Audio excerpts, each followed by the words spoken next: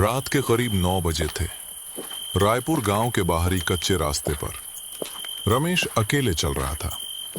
वो नया post master था और आज पहली बार इस गांव में आया था। थकान उसके चेहरे पर साफ दिखाई दे रही थी। चलते चलते उसे एक छोटी सी दुकान दिखाई दी। रमेश दुकान के पास गया। दुकान के बाहर एक बुजुर्ग आदमी लालटेन की हल्की रोशनी में बैठा था। रमेश ने उस बुजुर्ग आदमी से पूछा, अरे चाचा, पोस्ट ऑफिस क्वार्टर का रास्ता कौन सा है?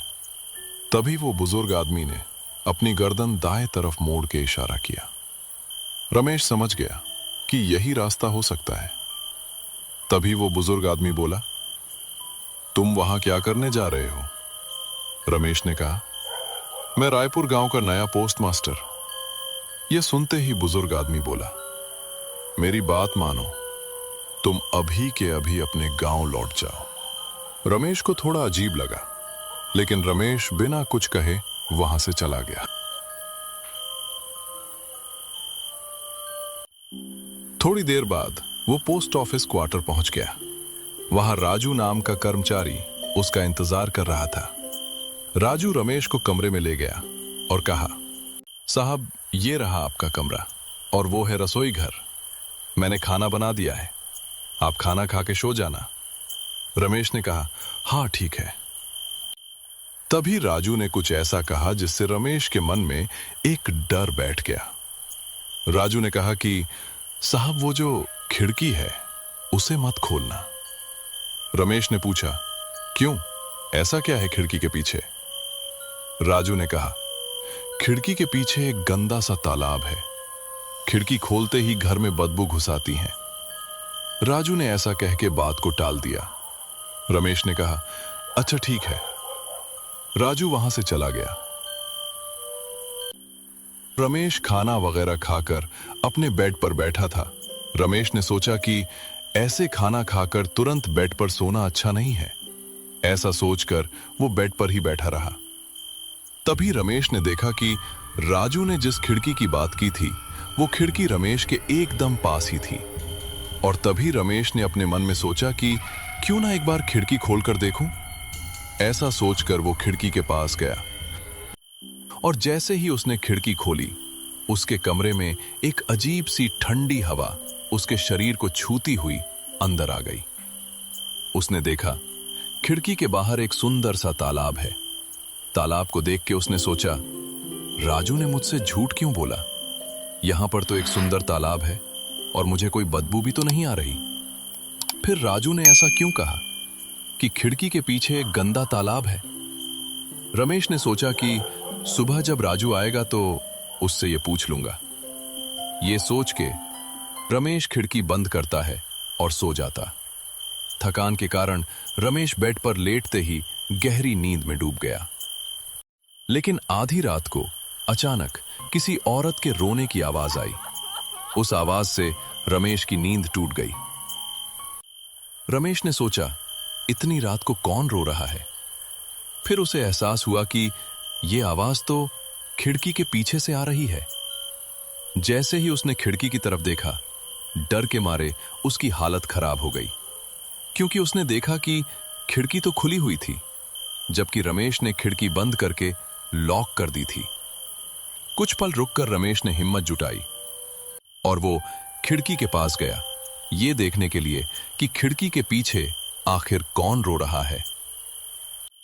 रमेश खिड़की के बाहर झांकता है और तभी उसने देखा कि एक औरत तालाब के पास खड़ी होकर रो रही है। ये देखकर रमेश ने आवाज लगाई, कौन है? कौन रो रही है यहां पर? इतना कहते ही वो औरत अचानक गायब हो गई। ये देखकर रमेश बहुत डर गया। उसने सोचा कि ये कोई इंसान तो नहीं हो सकता, क्योंकि इंसान थोड़ी ऐसे गायब हो सकता है। तभी रमेश ने खिड़की को अच्छे से बंद किया और सो गया।